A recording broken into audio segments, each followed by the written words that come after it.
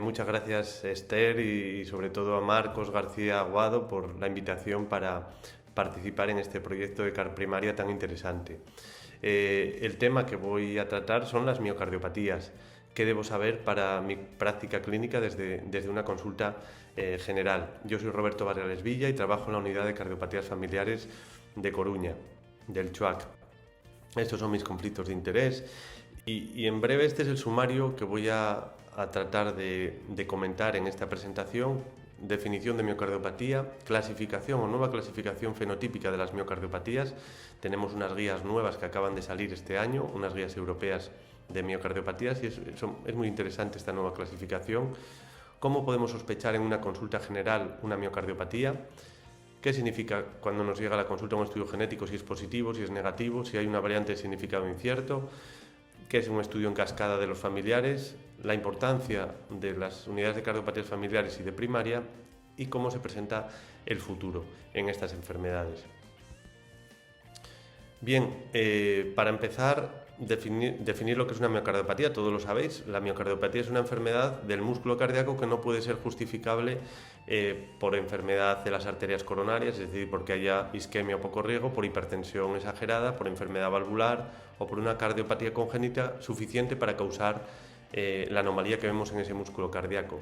Sin embargo, todos sabéis que la hipertensión o la enfermedad coronaria es muy prevalente, con lo cual en la misma definición nos dice que es importante tener en cuenta que ambas enfermedades pueden coexistir, es decir, el paciente puede tener una miocardiopatía hipertrófica y además ser un hipertenso, o tener una enfermedad coronaria y tener una miocardiopatía dilatada o hipertrófica. Por tanto, tenemos que tener en cuenta este aspecto. Y en general las miocardiopatías tienen una base genética. Esto es muy importante porque nos permite hacer un diagnóstico genético con algunas limitaciones que veremos después, y nos dice ya una cosa muy importante. Cuando vemos una miocardiopatía tenemos que estudiar siempre la familia, porque se va a heredar. Fundamentalmente se va a heredar con una herencia autosómica dominante, es decir, si tengo una persona afectada, el 50% de sus familiares pueden tener la enfermedad. En raros casos la herencia es autosómica recesiva, pero la mayoría de las miocardiopatías son autosómicas dominantes, con lo cual sabemos que no salta generaciones y que, como digo, tienen un 50% sus familiares de posibilidades de heredar la enfermedad. Las miocardiopatías son muy heterogéneas. Por ejemplo, dentro de la miocardiopatía hipertrófica podemos encontrarnos unos grosores exagerados de 30 a 32 milímetros y a veces grosores que están muy cerca de la normalidad y nos plantean dudas diagnósticas. Y muchas veces tenemos dificultades para el diagnóstico, evidentemente, pero también para el pronóstico. Algunas de ellas las podemos agrupar dentro de lo que llamamos enfermedades raras, como son aquellas enfermedades sistémicas que pueden afectar también al corazón y que en el corazón dan una miocardiopatía clara. Las más famosas pues, pueden ser la amiloidosis por TTR o, por ejemplo, la enfermedad de Fabry. Y un aspecto muy importante que debemos tener siempre en cuenta es que todas se asocian con muerte súbita, incluso pueden ser la primera manifestación. Por eso veréis que siempre tenemos que hacer estratificaciones de riesgo y estamos siempre pendientes de esta posible muerte súbita, que aunque no es frecuente, es muy infrecuente, siempre tenemos que tenerla en cuenta. Las miocardiopatías las incluimos dentro del grupo de cardiopatías familiares y por eso, en España hay varias unidades de cardiopatías familiares donde además de las miocardiopatías vemos también las canalopatías como el cutelargo, el Brugada, los síndromes aórticos como el Marfan, el Loeys-Dietz y estas enfermedades que os he dicho antes como pueden ser el Pompe, el Fabry, la amiloidosis, etcétera, etcétera. Y es importante porque la manera de trabajar con una cardiopatía familiar es la misma para todas. Vemos al caso índice y vemos a los familiares. Prevalencia de las miocardiopatías. Pues bien, estas son las prevalencias estimadas. La más frecuente y la que más veréis en la consulta es la miocardiopatía hipertrófica, que se presenta en un 0,2% de la población, en 1 de cada 500 personas. Aunque si se utilizan los estudios genéticos, en algunas poblaciones se llega a tener una frecuencia de 1 cada 200, con lo cual es una enfermedad muy prevalente en nuestro medio. La dilatada o la arritmogénica del ventrículo derecho son un poco más infrecuentes. También la restrictiva es rara, y de la no dilatada del ventrículo izquierdo, que veremos a continuación, no tenemos datos en la actualidad, debido a que surge de esta nueva clasificación que vamos a comentar posteriormente. ¿Qué pasa con las miocardiopatías? Que pueden presentarse con muerte súbita, insuficiencia cardíaca, fibrilación auricular, mayor incidencia de ictus cardioembólicos, y evidentemente todo esto impacta sobre la calidad de vida del paciente, con mayor prevalencia de ansiedad, depresión, y algo que vemos mucho en las consultas de cardiopatías familiares, el temor de transmitir la enfermedad a la descendencia, con todos los problemas y limitaciones que tiene todo esto a nivel laboral, educativo y en las actividades de la vida diaria. Bien, vayamos quizá con la parte un poco más novedosa de las guías, que son las guías de la Sociedad Europea de Cardiología, que se han publicado en agosto de este año. Son importantes para nosotros porque por primera vez reconoce que las miocardiopatías son una entidad específica, son como una subespecialidad de la cardiología, ahora ya son reconocidas y todos los cardiólogos tienen que formarse en esta subespecialidad. Nos hablan de que ante síntomas y signos comunes que puede presentar el paciente, siempre tenemos que pensar en una miocardiopatía, en que el paciente puede tener una miocardiopatía. Nos recalca la importancia del enfoque multidisciplinar de las consultas de cardiopatías familiares, que incluye también a la edad pediátrica, muy importante, no podemos dejar de lado en las familias a los niños, y después el enfoque multidisciplinar, es decir, cardiólogos especialistas en miocardiopatías, cardiólogos generales, médicos de atención primaria, genetistas, patólogos, etcétera, etcétera. Y también estas guías estamos muy orgullosos porque reconoce el buen hacer de nuestras unidades de cardiopatías familiares, con 4 autores españoles y múltiples referencias a los trabajos. También son importantes por estas cosas que voy a comentar. En primer lugar, porque se sientan las bases para una nueva clasificación fenotípica de las miocardiopatías, que veremos a continuación. Segundo, porque la genética y la resonancia cardíaca ya pasan a recomendaciones tipo 1. No nos pueden decir que esto es investigación, no, hacer un estudio genético es una recomendación tipo 1, y la resonancia cardíaca también, en todas las miocardiopatías. Nos actualiza las guías de miocardiopatía hipertrófica y nos da mucha importancia a los scores de riesgo de muerte súbita, que los tenemos para casi todas las miocardiopatías, recalcando la importancia de consensuar siempre con el paciente las decisiones que se tomen. Y vamos con la clasificación fenotípica. ¿Qué quiere decir esto? Bueno, pues que en la consulta, cuando nos viene el paciente a la consulta de cardiopatías familiares o de miocardiopatías, ya viene con el eco o con la resonancia cardíaca, nosotros clasificamos la miocardiopatía de ese paciente de acuerdo con lo que vemos en las pruebas de imagen. Si el ventrículo izquierdo está hipertrófico, como vemos aquí, será una miocardiopatía hipertrófica. Si el ventrículo izquierdo está dilatado, es una miocardiopatía dilatada. Si el ventrículo derecho está dilatado, es una miocardiopatía arritmogénica del ventrículo derecho.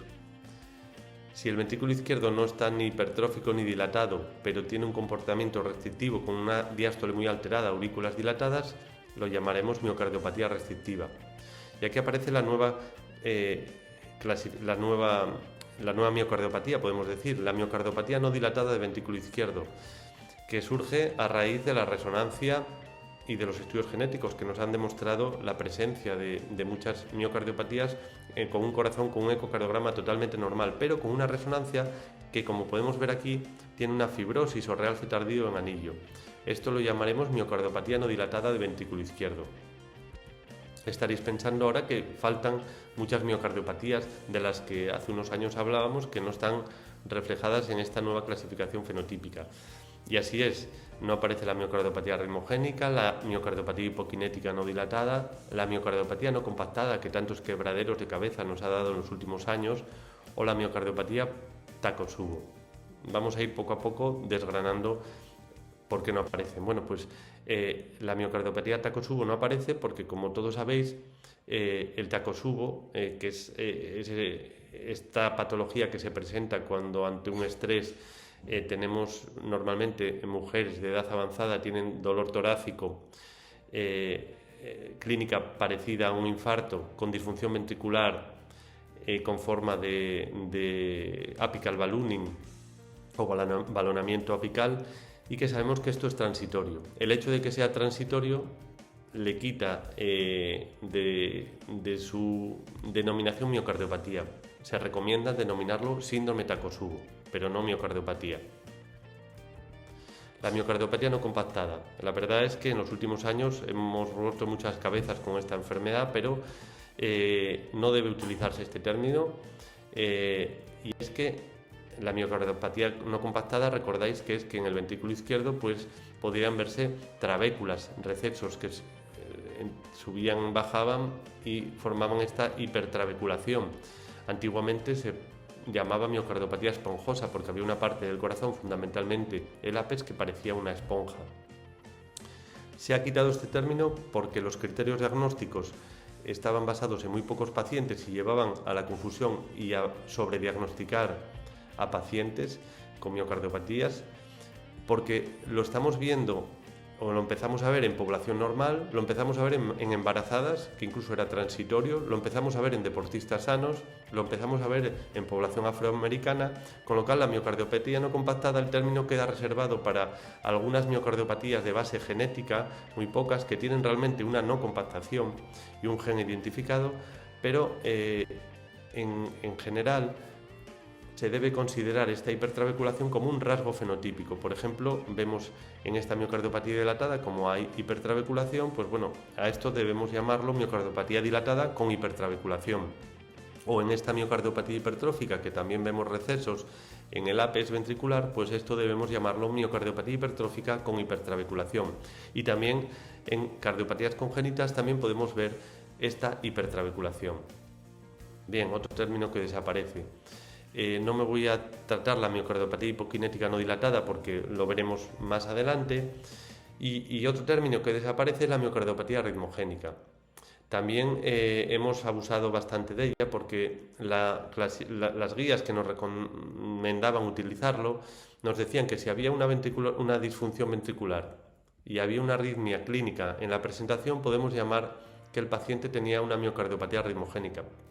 Pero claro, esto es muy genérico, ¿no? Porque estamos diciendo que es bueno clasificar a las miocardiopatías por el fenotipo, por lo que vemos en consulta, por la forma que tiene el ventrículo, y aquí estamos hablando de una función, de una arritmia, porque miocardiopatía ritmogénica podría ser la dilatada, la no dilatada de ventrículo izquierdo o la arritmogénica de ventrículo derecho, porque tiene muchas arritmias, pero también vemos muchas arritmias en una hipertrófica que puede tener disfunción ventricular porque esté en una fase final de la evolución o una restrictiva, con lo cual no se aconseja utilizar miocardiopatía ritmogénica. Y vuelvo a las 5 que debemos utilizar: miocardiopatía hipertrófica, dilatada, arritmogénica de ventrículo derecho, que puede tener afectación biventricular o únicamente de ventrículo derecho, y la restrictiva. Y por supuesto la miocardiopatía no dilatada de ventrículo izquierdo, que veremos con la resonancia. ¿Cómo podemos sospechar una miocardiopatía en la consulta general? Como he dicho antes, la mayor parte de los síntomas que presentan los pacientes son síntomas normales, pero bueno, hay 3 escenarios que podemos encontrarnos en un paciente con una miocardiopatía. El primero es los antecedentes familiares, ¿no? Pues que nos llega a la consulta un paciente que diga que es familiar, que su padre tiene una miocardiopatía hipertrófica o que su padre ha muerto repentinamente con menos de, por ejemplo, 40 años y no se ha llegado a un diagnóstico, o se sospecha que es una miocardiopatía. Bien, nosotros en la consulta de cardiopatías familiares siempre hacemos un árbol familiar. Recordar, la flecha es el caso índice, el paciente que viene primero a la consulta y con fenotipo, está en negro, y después vemos a todos los familiares. Los familiares de primer grado son los padres, hermanos e hijos. En ocasiones hace falta ver a familiares de segundo grado. Siempre debemos preguntar a los pacientes, ya no todas las miocardiopatías, por los antecedentes familiares, pero si es importante para los pacientes que no tienen una miocardiopatía, para los que tienen una miocardiopatía es fundamental.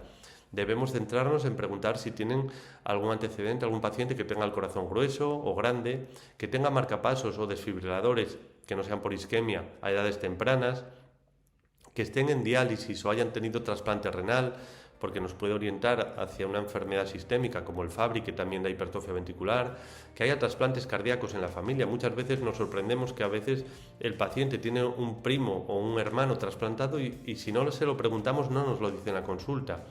Enfermedades neuromusculares, que tenga algún familiar que esté en silla de ruedas a edad temprana o que haya una muerte súbita por debajo de los 50 años. Con esto hay que tener cuidado porque, bueno, pues mucha gente te dice que su abuelo murió de repente con 40 años de un infarto. Bueno, si son muertes súbitas en edades avanzadas, lo más probable es que sea por cardiopatía isquémica, pero siempre tenemos que sospechar y tener la mente muy abierta si la muerte súbita se presenta en un familiar joven. También una miocardiopatía se puede presentar con un electro alterado, muchas veces un electro de un reconocimiento con test negativas o hipertrofia. Por ejemplo, como vemos aquí, este paciente tiene test negativas en toda la cara anterior de 1 AVL y unos voltajes altos con un PR corto, pues es un electro alterado, tenemos que remitirlo a una consulta de cardiología. O este que tiene una fibrilación auricular con imagen de pseudoinfarto, mala progresión de RDV1V3, pues bueno, también deberemos realizar una prueba de imagen, ¿no? El primero es una enfermedad de Fabry y el segundo es una amiloidosis TTR. Bien, pero también nos puede venir por un soplo de reciente aparición o por una arritmia a edades jóvenes. Y también tenemos que tener en cuenta que puede haber afectaciones extracardíacas que nos sugieran que pueda tener una miocardiopatía. Pues bueno, por ejemplo, dos de las que más vemos y que están más de moda, pues son las amiloidosis o la enfermedad de Fabry, ¿no? Si el paciente tiene un electro con hipertrofia ventricular y tiene un túnel carpiano, estenosis del canal lumbar o el signo de Popeye que veremos en la siguiente diapositiva, pues nos hace pensar en que pueda tener una amiloidosis. O si el paciente tiene hipertrofia ventricular con un PR corto y tiene insuficiencia renal o muchas insuficiencias renales o diálisis, trasplantes en su familia, pues tenemos que pensar en una enfermedad de Fabry.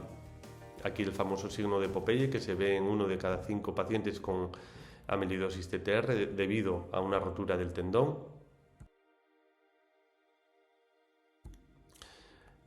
Por ejemplo, la amiloidosis AL, que también nos da hipertrofia ventricular, que puede parecer una miocardiopatía hipertrófica. Si tienes macroglosia o si tienes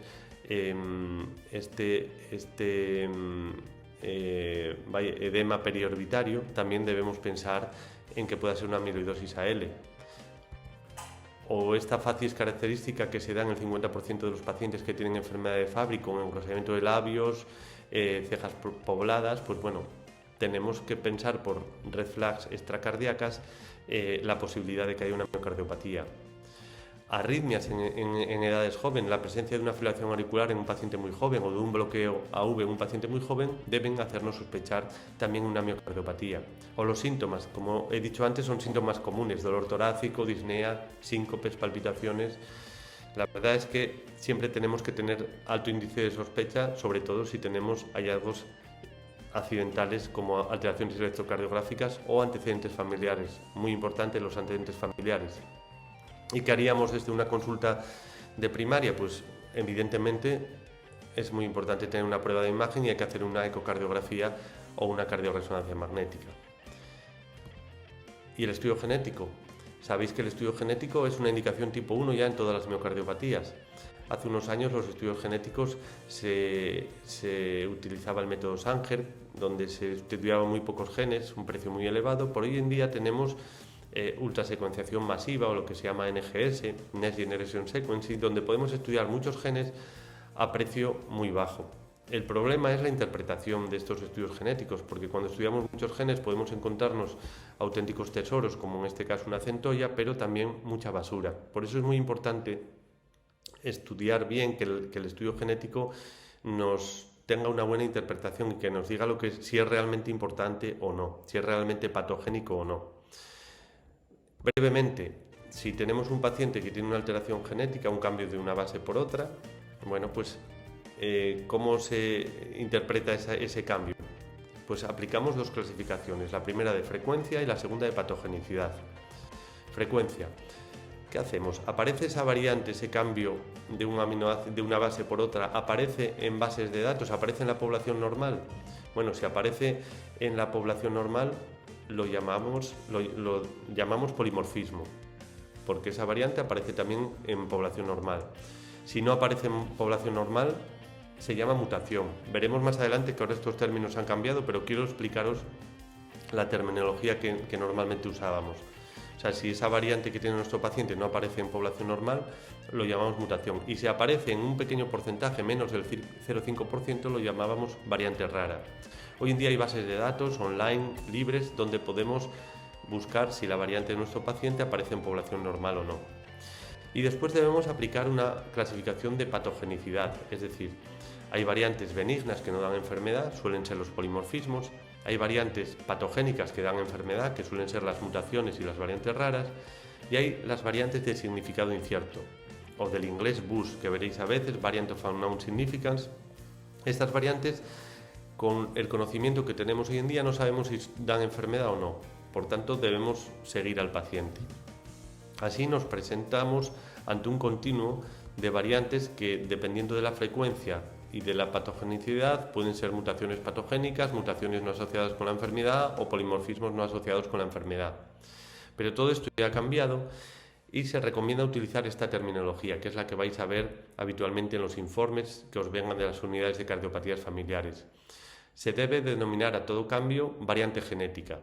Ya no debemos utilizar los términos mutación ni polimorfismo. Debemos utilizar variante genética patogénica o variante genética probablemente patogénica, que es lo que serían las antiguas mutaciones, o variante benigna o variante probablemente benigna, que serían los antiguos polimorfismos.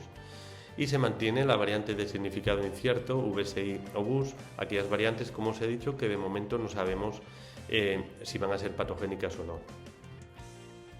Cuando hacemos un estudio genético en una miocardiopatía, ¿vamos a encontrar siempre una variante genética patogénica? Pues no.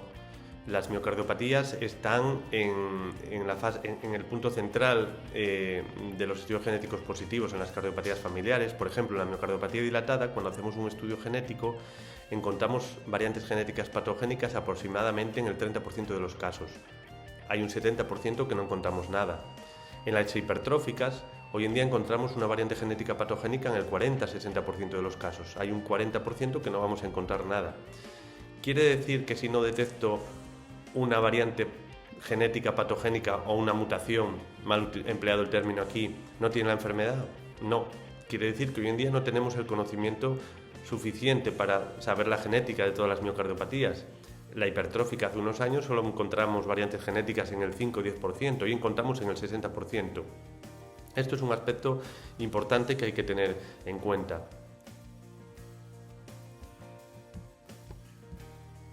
Y hay que tener en cuenta que el estudio genético es una prueba diagnóstica más dentro de todo el arsenal diagnóstico y terapéutico que tenemos en las miocardiopatías. Debe encajar perfectamente con el estudio familiar, con el electro, con el Holter, con la resonancia, con el eco. Es una pieza diagnóstica más, no es lo fundamental cuando estudiamos una miocardiopatía. Después nosotros en las unidades de cardiopatías familiares pues vemos si la variante genética que encontramos realmente explica la enfermedad en la familia, si la tiene, explica el fenotipo que tiene el paciente, y a partir de ahí estudiaremos a los familiares. Y es esto lo que se llama el estudio en cascada de los familiares, porque como os he dicho, lo que encontramos en el paciente es fundamental para estudiar a la familia, y la familia también a veces nos da el diagnóstico del paciente. Por eso es tan importante tener una unidad de cardiopatías familiares a mano, ¿no? El estudio en cascada es el siguiente. Imaginaros que nosotros tenemos un paciente con una miocardiopatía hipertrófica y entonces ahora mandamos venir a sus hijos. Pero en este paciente habíamos detectado que tenía una variante patogénica, tenía una antigua denominada mutación. Entonces nos es muy fácil porque estudiamos a sus hijos, les hacemos electro y eco, pero también les miramos a ver si tienen la alteración genética que tiene el padre. ¿Qué la tiene? Pues bueno, son portadores. Si no tienen fenotipos serán portadores sanos y deben ser seguidos periódicamente en las consultas. Pero que no la tienen, pues podemos darle de alta al hijo de la consulta, nunca más tiene que venir por este motivo a la consulta, y además sabemos que no va a transmitir a la descendencia su enfermedad. Recordar que en la mayor parte de los casos es herencia autosómica dominante y no salta generaciones. Pero ¿qué pasa si nuestro paciente que tiene una miocardiopatía no le descubrimos una variante genética patogénica, no le descubrimos una mutación, pues bien, los familiares tienen que ser seguidos periódicamente en la consulta, aunque en la evaluación inicial no le hayamos visto la miocardiopatía. Tenemos también unas guías ya antiguas que nos recomiendan un seguimiento periódico a todos los familiares de los pacientes que tienen una miocardiopatía en los que no hemos detectado una variante genética. Por ejemplo, una dilatada, pues debemos verlo a los familiares con electro y eco desde la infancia y con seguimientos cada 3 o 5 años hasta los 50-60 años por la posibilidad de que aparezca la enfermedad tardíamente, un fenotipo tardío. Como veis, la interacción entre las unidades de primaria y las unidades de cardiopatías familiares es fundamental. Para atender a nuestra familia, a la familia del paciente que tiene una enfermedad, no solo es importante que especialistas en miocardiopatías vean al paciente, también especialistas en cardiología en otras ramas como unidades de arritmias, unidades de insuficiencia cardíaca y trasplante, cardiología intervencionista, cirujanos cardíacos, también genetistas, patólogos, endocrinos, nefrólogos, pero muy importante el paciente, muy importante la atención primaria, muy importante atención psicológica y muy importante incluso las asociaciones de pacientes, porque recordar que muchas de estas enfermedades son enfermedades raras. En cada comunidad hay que organizarse de manera que el paciente y la familia estén en el centro y haya un contacto muy directo entre las unidades de cardiopatías familiares, el cardiólogo general, el pediatra general, muy importante no olvidar a los niños, y el médico de atención primaria. Utilizando bien la telemedicina o lo que se utilice en cada comunidad, este contacto debe ser estrecho. ¿Y cuál es el futuro? Bueno, pues el futuro, ya en las mismas guías tenemos un caso clínico que nos muestra lo que hacemos hoy en día y cuál va a ser el futuro. Bueno, pues imaginaros este paciente que nos dice que tiene 17 años, que consulta por palpitaciones y porque tiene un familiar de primer grado que ha muerto súbitamente. La exploración física es normal, el eco es normal, pero en la resonancia encontramos que tiene un ventrículo izquierdo no dilatado, con la fracción de eyección en el límite bajo de la normalidad, pero tiene una escara subepicárdica, tiene realce tardío, tiene fibrosis. Si hacemos más cosas, vemos que el paciente tiene muchos extrasístoles ventriculares y en el estudio genético le encontramos una variante genética patogénica, un truncamiento en el gen de la desmoplaquina. Antiguamente se hubiera clasificado como una dilatada, con una ritmogénica, etcétera, etcétera, pero hoy en día se propone este diagnóstico. Este paciente tiene una miocardiopatía no dilatada del ventrículo izquierdo por desmoplaquina. Como veis, vamos hacia la clasificación de miocardiopatías por genética. ¿Y por qué vamos hacia eso? Porque ya y ya hay ensayos en marcha, porque va a haber en breve tratamientos dirigidos a las alteraciones genéticas que provocan miocardiopatías. Por eso es tan importante ponerle todos los apellidos posibles a la miocardiopatía que tiene nuestro paciente. Y ya concluyo con dos frases importantes que yo creo que cuando se trata de una miocardiopatía hay que tener siempre en cuenta. La primera, que si estamos ante una miocardiopatía, no estamos evaluando a un paciente, estamos tratando a una familia. Es una frase del profesor McKenna, que es un referente para nosotros en miocardiopatía hipertrófica y que siempre nos recuerda la importancia del estudio familiar. Y recordar que si tenemos en nuestra consulta un paciente con los síntomas que hemos hablado previamente, que son síntomas comunes, debemos buscar siempre la presencia de alteraciones electrocardiográficas, red flags de enfermedades extracardíacas que nos puedan sugerir una afectación sistémica, soplos por enfermedades valvulares o a lo mejor obstrucciones en el tracto de salida del ventrículo izquierdo en las miocardiopatías, pero he puesto en rojo la historia familiar. Recordad que la historia familiar es fundamental si sospechamos una miocardiopatía y es la que nos puede dar el diagnóstico. Y con esta diapositiva termino. Muchas gracias por vuestra atención.